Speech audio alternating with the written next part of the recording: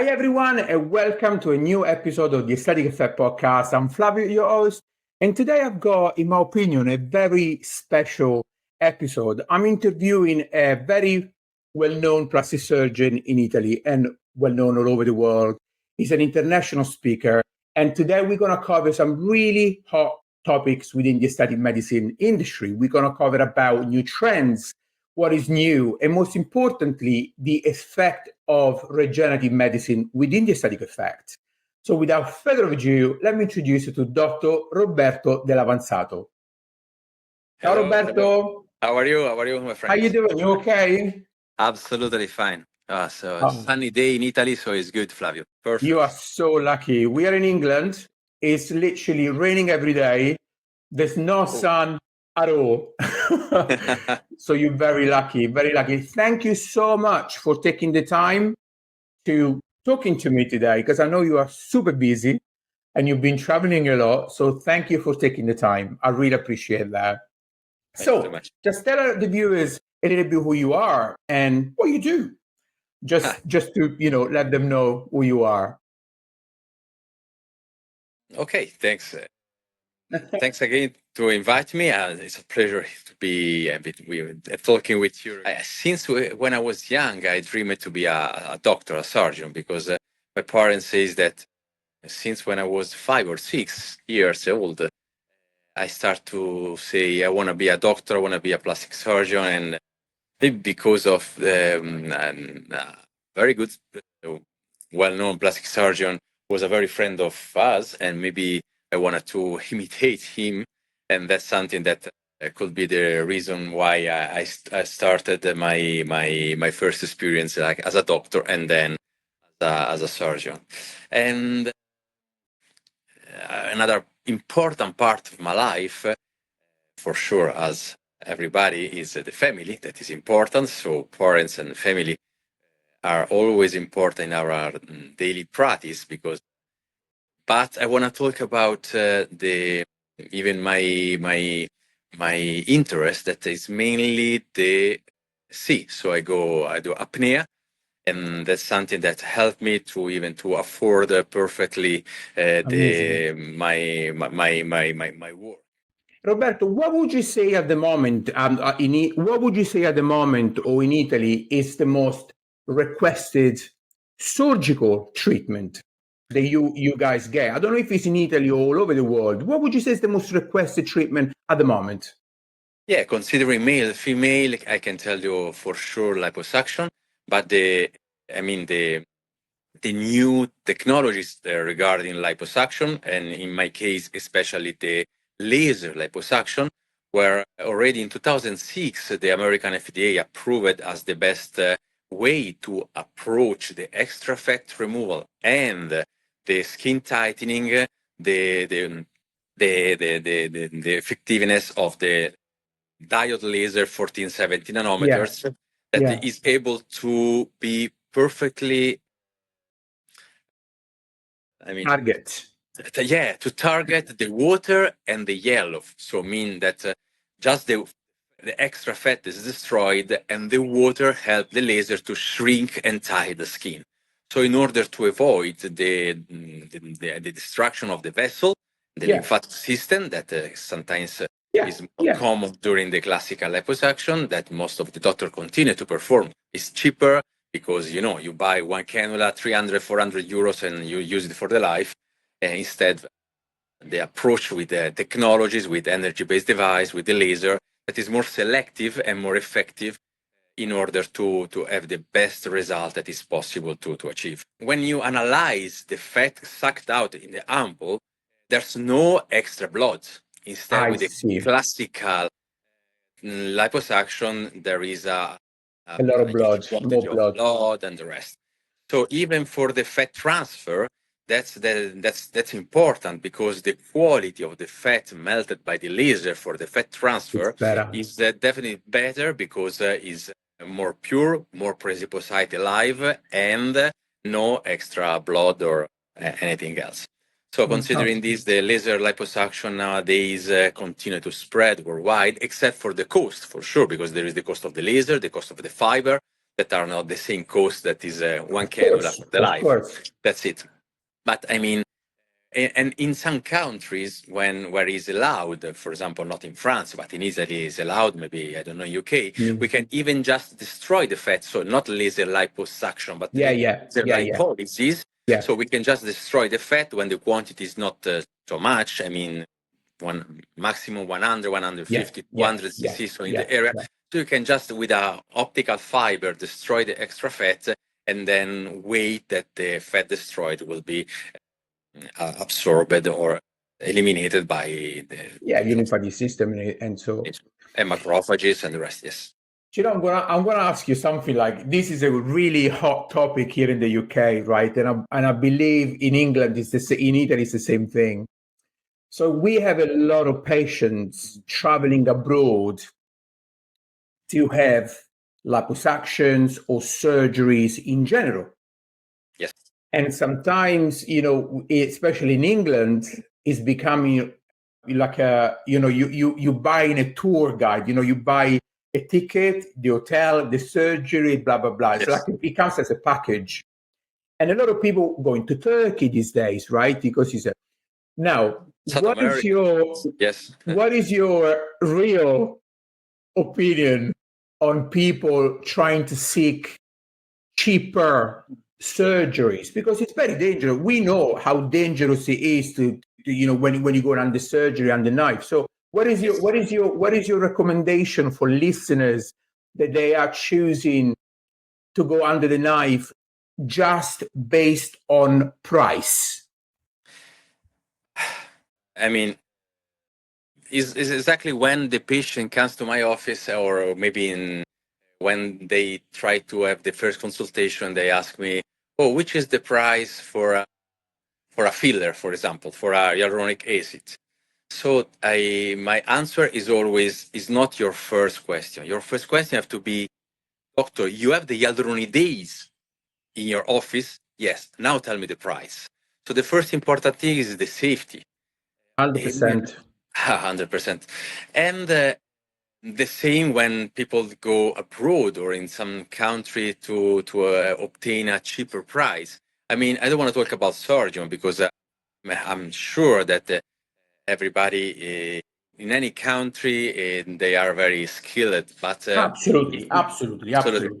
But the problem is when you want to follow your patient, how you can manage any complication, because remember that surgery is not mathematics. So and most of many patients maybe come to my office because they cannot come back in the place where they receive the procedure, and they spend double absolutely double because they have to correct also some problem that comes maybe for the not because a surgery is not only in the day of the surgery. Correct. It's also before and after. So even your eyes can see if there is any small problem that you can even correct, or use some LED to improve the quality of the scar, or maybe inject some hyaluronidases is needed, or maybe inject some cortisone also in order to prevent any bad reaction or prevention.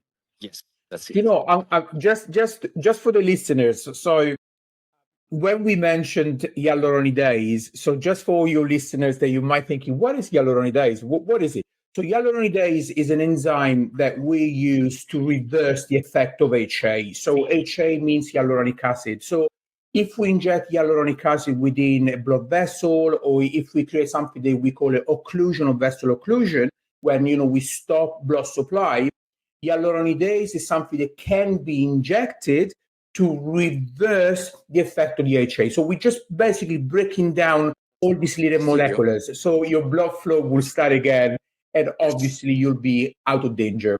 So that's, I just wanted to point out what hyaluronidase was.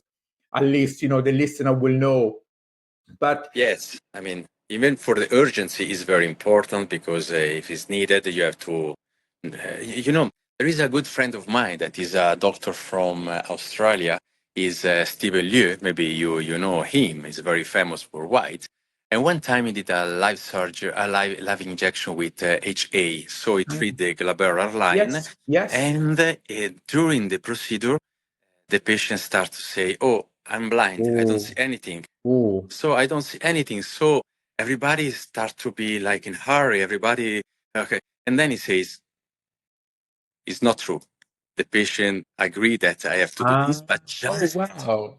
yes. So just know which is the feeling that you feel, and you know exactly how to manage even this the complicanza, Complications. this complication. So I mean, it's very important also to be ready to afford any possible complication, vascular occlusion, vascular compression, or even embolism. So it can be, it's very important also to be ready to afford everything. In this way, you can even work better in your daily life for sure. And I think as well, that is probably what makes, the difference as well for you listeners as well, is that when you choose, picking someone with experience and a professional practitioner, they just don't do the procedure. They do your procedure, but then they know how to deal with everything that happens around that procedure. Because, at the end of the day, and I'm sure you probably will agree with this, especially when it comes to the non-surgical world, I'm going to use the word everyone, but a lot of people can learn how to get syringe, right? But then you have the difference between someone that actually they know what they're doing, because they don't just learn how to do the treatment, but they've learned and trained to manage complications, to manage post-treatment complications, and so on. So I think that is what makes someone from being just an injector to being someone that actually are covered 360 degrees. So it's very important to choose someone that knows how to look after when you're on the bed, but even when you are home and weeks after the procedure is being performed. Yes, correct. But Roberto, what is new? What is new? What is a new exciting treatment coming? Have you heard anything? There is anything new? Polynucleotide, exosomes. Everybody's so excited about exosomes. Yeah, I mean, polynucleotides are something, oramai, is truth. So, I mean, it's very well known all over the world, and polynucleotides works in different field of medicine for sure. But I want to say some words about exosome that nowadays there are, the human exosome, the vegetable exosome, and the synthetic exosome. Yeah. There are some problems regarding the human exosome. Maybe some disease can be transmitted with the human exosome. Vegetable exosomes are really good. They work, but they cannot be modified. So there are some companies that invest their money in research regarding the synthetic exosome that differently to the others can be modified. So there is the possibility to create like a scaffold for the exosome with hyaluronic acid in different molecular weight, and inside you can put the exosome, and inside the exosome you can maybe add some hyaluronic acid in very low molecular weight with a growth factor, with vitamins, with different active principle, and the hyaluronic acid around the exosome protect the exosome until they reach and the cell. In this way, the changing in pH very close to the cell help the release of the what is inside the exosome, so the 100% of the product is effective on the receptors with the cell. So there are some companies and many new products that in the next year exit in the market. And Roberto, can I ask you a question? So what would be the difference between polynucleotide and exosomes within the aesthetic world? Yes, I mean, polynucleotides are very well known all over the world and very used, and many companies invest also to the polynucleotide because, but not only aesthetic medicine, also different. Yes, for sure, because polynucleotides works and they create a lot high hydration, regeneration, anti-inflammatory effect. So they have many properties, and they are used in different fields of medicine from many years. So they work as an active principle for sure, differently the exosome. The exosome are like a carrier. Yeah, So it's not the that's it. exosome that works. It's what Yeah. you provide with exosome, what you obtain using the exosome to interact with the membrane and with Yeah. Yeah. come si chiamano with the membrane, I mean con i recettori di superficie. So how they interact with the receptor on the surface of the cells. So in this way, the synthetic exosome can be modulated to interact with different cells in different layers and obtaining different effect. That's why, I mean, both of them can be They can be, considered. and plus, I mean, they use in a little bit of a different ways. Few days ago, I was watching something on social media, and there was a company that they were publicizing exosomes, oncological exosomes. So what they say is that they will get a little bit of blood, and they have an equipment within their clinics to be able to extract exosomes from your own blood. He says, I don't know much about that specific way of extracting them. But how can you extract exosome that quick from someone's blood in clinic? Okay, I think that this comes from, I mean, maybe 3-4 years before the COVID, when the manipulation of blood raised to the attention worldwide. And I'm not so expert because my work is Of another. course, it's Opinion completely. is not possible to obtain exosomes from our blood in so fast I think so too. way. But I think I mean, I think that that's something that will be in the very soon in the future. future, but not yet. I mean, it's not in this way that we can obtain the exosome. Probably we obtain something else, but not the I thought so as well. yes, autologous exosome. Yeah. Yes. Right. I really want everybody to know about, we kind of covered a little bit, obviously, about, the laser treatments that you do, but there is one specific machine and laser equipment that you're very well known for, because you are Yes. one of the creator of it, let's be honest. So Yes. can we introduce to my listeners exactly what Endolift does?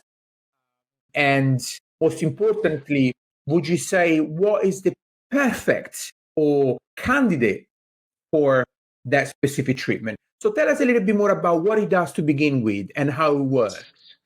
Thanks for your question. I really love to talk about my creator, so Endolift.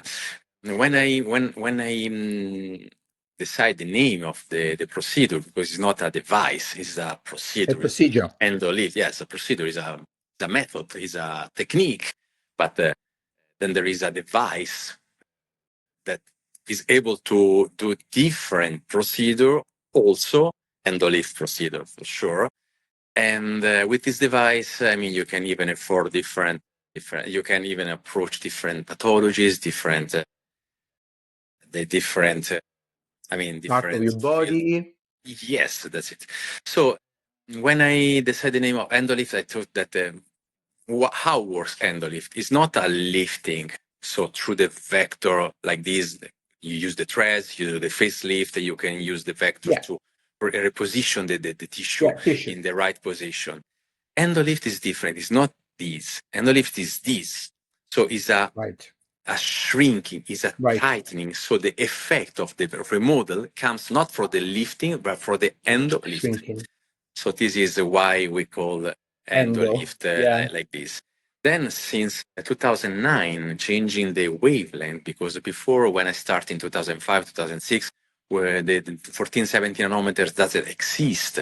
So nowadays, in 2009, in the last 14 years, I've used the 15 years. I've used this wavelength that is perfect to target the water, because higher is the wavelength and higher could be the effect on the water. And that's why even higher wavelength in the future, like 1940 nanometers, can be used to obtain the maximum result for tightening. So the perfect patient is a patient with a sagging skin, no extra fat, no muscle falling. So only skin laxity. This is the perfect patient. Then, if in the same area, for example, the under chin, the patient has also extra fat, changing the power T-on, so the setting of the laser, you can even be effective on the yellow, be effective on the fat. So Endolift is the technique that doesn't affect the fat, but only the shrinking and the tightening and the skin falling. Fabulous. Then, if changing the parameters, you can also perform the laser lipolysis and Endolift, or laser liposuction and Endolift. Is in the same area, the fat, there is extra fat that can be removed. So the procedure is very easy because you can perform with or without a local anesthesia. It doesn't matter. I mean, if you are for the body, you can use anesthesia. In some countries, everybody wants anesthesia. But regular, you can even case by case decide if you want to perform with or without anesthesia. So there are some doctors that perform only with anesthesia, or maybe 80-90% of the procedure with anesthesia, especially at the beginning. I mean, if you, in my opinion, if you choose the right fiber in the right plane with the right setting, you can even try without, but why not? I mean, many doctors talk too much about anesthesia, yes or not. It's like when you perform a filler, you choose the doctor because he's able or not to perform anesthesia. It's not. You have to be able to perform a filler. Absolutely. Okay, Absolutely. Then an optical fiber, bigger like, can be 200, 300 microns. So one hair is about 100 microns. So it's bigger like 2-3 hair. Is inserted under the skin in the hypodermis. So where is the fat? Where are also the collagen tissue, the connective tissue. Connective tissues are. Yes, and there you can release directly the energy without passing the skin. So not passing the epidermis and the dermis to reach the hypodermis.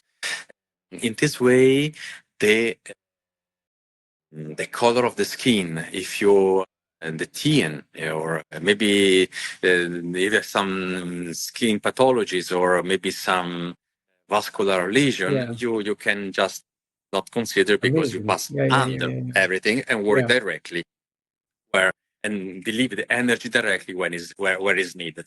So skin phototype is not important, and also so it's very useful also in different countries, for example, for Saudi Arabia or maybe China or where we work. What is the recovery time, Roberto? Like, would you say it's something that a patient can do as a lunchtime procedure? Like they can have this done and maybe take a couple of days off?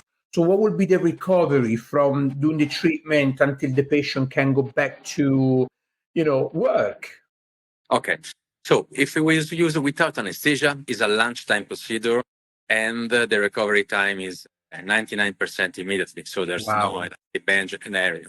Then, if you want to destroy extra fats and you perform a local anesthesia, there is maybe some swelling that comes in the next. You have to put some elastic band for the days, for the tightening, because it's like after liposuction. If you don't apply any compression or any garment, you can just achieve less result, and the swelling can be just more. So it's not for the inside the procedure, but you case by case, you can even consider this. Regularly, when I do pure Endolift, I don't do anything before, during, or after the procedure. And I guess as well with Endolift, patients can go back to after the procedure is done and everything is gone down. It's something that can be combined with biostimulations, exosomes, or some HA. So can they use the traditional non-surgical procedures afterwards? Yes. I mean, in 2008, I won a Enrico Follador award by the synergy of microfocused ultrasound and Endolift procedure that I really love, because the microfocused ultrasound I work a little bit deeper, also in the muscle laxity, where Endolift works mainly in the skin laxity. So together they can be combined without any injectable. But I published also a book where I combine Endolift with some very famous injectables with the biostatic point technique. So 5 injection point and 5 injection point, just you perfectly understand which is the product. Maybe we cannot say commercial name, I don't know, but it's so famous in the world. That's Profilo. Let's just say it. Profilo. It's so famous in the world that everybody knows Profilo, or everybody compare a product with Profilo for sure, because there are many products that try to be Profilo, but Profilo is just one. And now there is a new Profilo, the Profilo Struttura that we are going to present the company are going to present in October in Italy. There will be 2 main events for the launch, and there will be the launching also at the Italian Congress. So Structura will be the new Profilo, but recently IPSA, the company, also launched the new Profilo body that I really love, because there's a good quantity of product. Is a concept. It's not just open a vial, inject the vial, because inside there is also the cream, the patch, the vial. So there is a concept that to increase the result of any energy-based device for the body as Endolift, in order to obtain much more regeneration of the tissue, so much more toning of the tissue.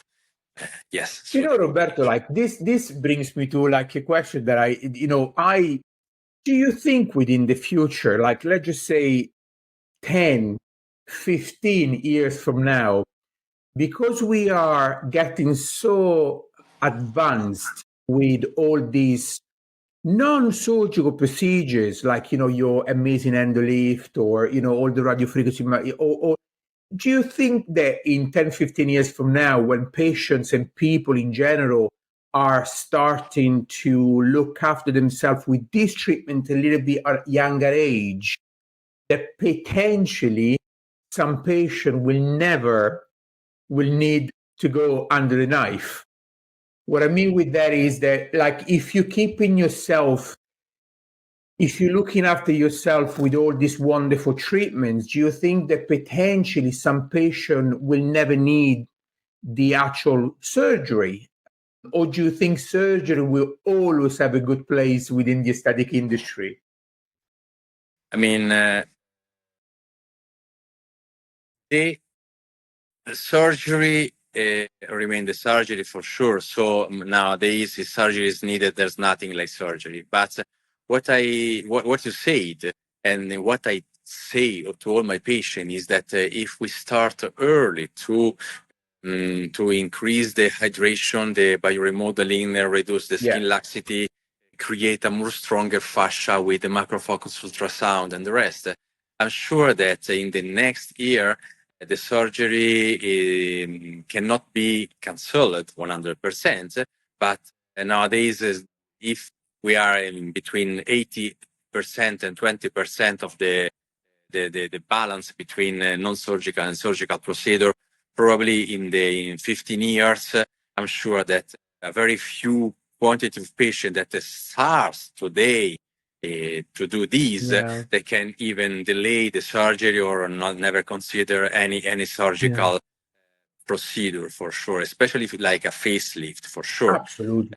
Yes, I mean, even also there are many effective procedure over the fat, extra fat, like an injection for the fat melting, or cryolipolysis, or laser liposuction, laser lipolysis. So I mean, also in this way, using a process that is a little bit slower, but in the next will be with less needing of any surgical procedure.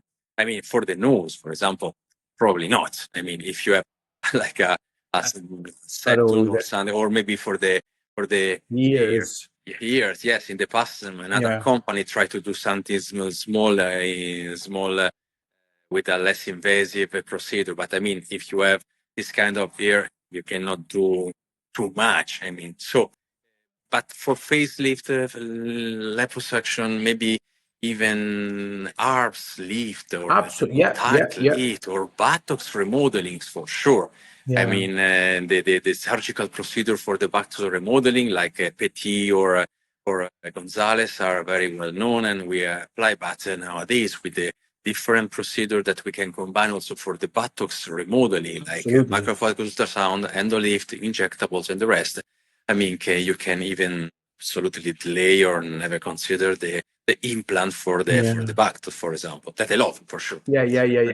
And plus, as well, even in England, I mean, I would probably say a few years ago, it was all about face and face and face. And I think now, actually, people are starting to realize that, the body is equally important. So here in the UK, for example, like, I don't think we have had the boom that, you guys in Italy or South Americas as well, or I said Brazil, the butt enlargement, butt fillers, in the UK is not big as potentially is in other country yet. But we all know that obviously body is equally important and as face, so, but amazing. And what do you think, like, just to bring this to, like, would you say, for example, like the celebrity, so would you say the things like, because your career has been quite, I mean, you've been doing this for a while. So would you say, that since social media, since Instagram and all the apps, would you say that has kind of modified or changed the way that people see surgery or aesthetics in general? Because we are being bombarded by images of perfection.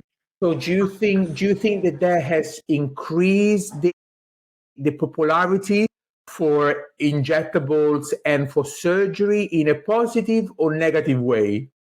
Negative way, absolutely. Unfortunately, negative way, because patient doesn't feel the distance between the starting point and the result achieved. That seems immediately, but in the middle there is a word.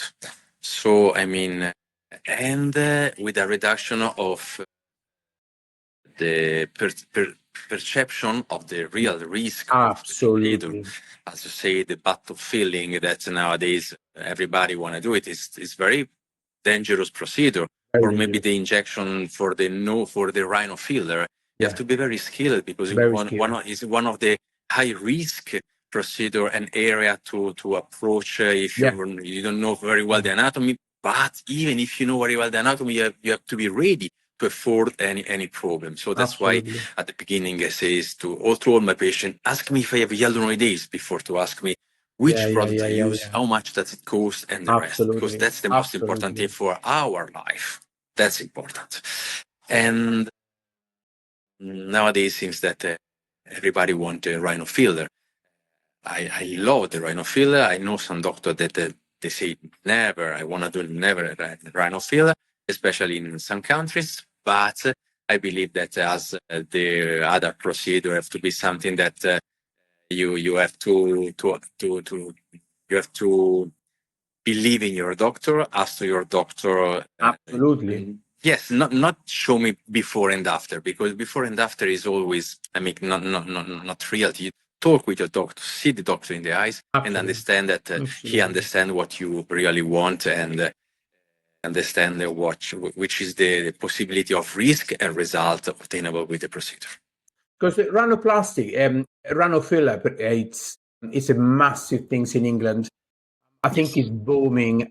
And when I talk to other colleagues of mine or I'm around social media, it seems that it's something that quite a lot of patients request.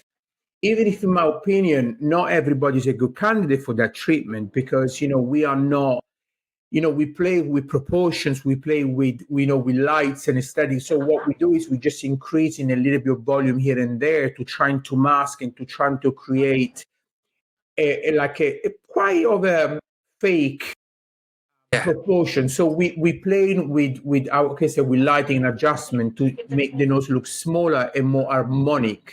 But the truth is that, we're not cutting, we're not removing, but we adding to trying to make their nose look a little bit better. So I think some patients are amazing candidate for that treatment, but I think some patients are not.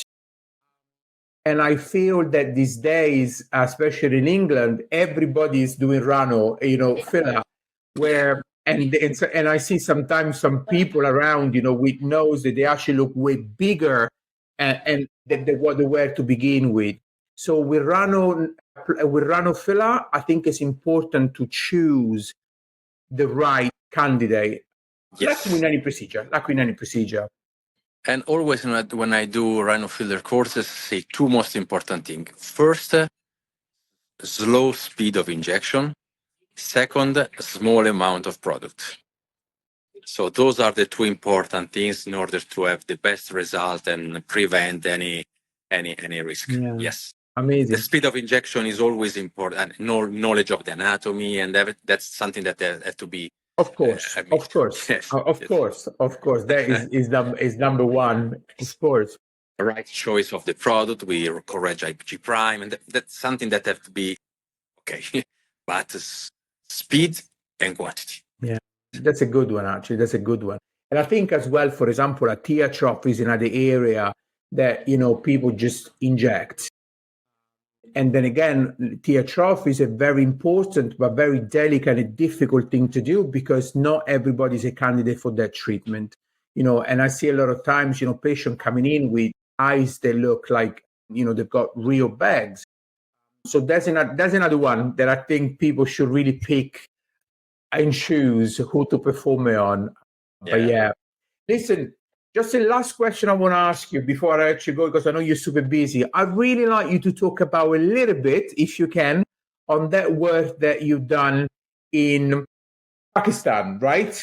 Because I know that I was reading, because I think it's very important, because I think you helped quite a lot of people, right, with burn that were done, my understanding, from family members or for, is it like burn victims when it comes to? Yes. Tell us a little bit more about that, because I think it's very important what you've done. Acid burn victims, that's important. That's the one. That's the word, acid burn victims. Yeah. Yes. Yeah. At that time, I work in the burn unit in Rome. So I was, and there I met a doctor, my professor, Professor Francesco Bellezza, that introduced me to this world of. And with him, I participated in 4 humanitarian mission with the company and with the foundation, and we have performed a number of flap, skin expander, laser, in order to reduce the because when the fire acts, the fire consumes the tissue. When the acid act on the tissue, the tissue comes, the eyes is closed, the air comes to the front, the chin is attached to the sternum. So come si dice, scivola, sleeve. Sì, it will melt. It literally melt. That's it. The tissues down. Differently from the fire. Yeah. So in this, the patient needs to receive, the patient, I say patient, but they are young ladies, young guys, maybe 8, 10, 12 years. Most of them were very young. Wow. And after that, the family throw the acid on them while they sleep, they say, okay, this is done. Now try to, doctor, please try to fix my child. Because of the, I don't know in English, how do you say, hanno lavato l'onta, cioè they have fixed apparently with the social area, they do something to correct the child. Yes. So just for people to understand, so basically what Dr. Roberto was trying to say is that, when this unfortunate accident do happen, is that some family member, they would throw acids to trying to fix a social accident that might have happened previously. So that's what we were trying to Yeah, say. that's Yeah. it. So, and then we did a lot of work there. So it was like a 360 degrees experience, because it was Wow. like a human experience, Wow. practical experience, surgical experience. Fantastic. Maybe we work in the morning in the operatory theater, then in the afternoon with the cars we go to find some patient, because considering that the official number in that time, 2005, 2007, was around one a day. So just in the Pakistan. Wow. So Wow. officially, but unofficially, we found a lot of more patient going in the countryside with the car and asking, we can help you if it's possible, and please let us. And I guess as well as a doctor, probably like, as a doctor as well, to help to do what you've done, I think is phenomenal, because you're literally changing someone's life, or at least you give them back some hope in some sense. Because sometimes you can help someone, but sometimes you probably not be able to help them fully, but you just give them some sort of hope, but that's amazing. Okay, so we nearly got to the end of the podcast. Thank you so much. Honestly, I really appreciate you being on here, knowing how busy you are. But one last question for you. What is the most enjoyable part of your work and your job in general? What is that you still love doing every day? Absolutely, meet different people all over the world, and like do courses and do conferences, and like the last courses where I met you. So I mean, it was a huge congress, huge event organized by with a live dissection for. That was fantastic, by the way. Fantastic session.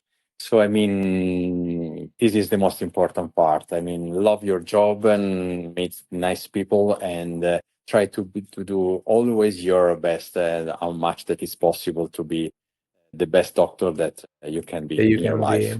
Yes. Roberto, thank you so much. It was absolutely a pleasure.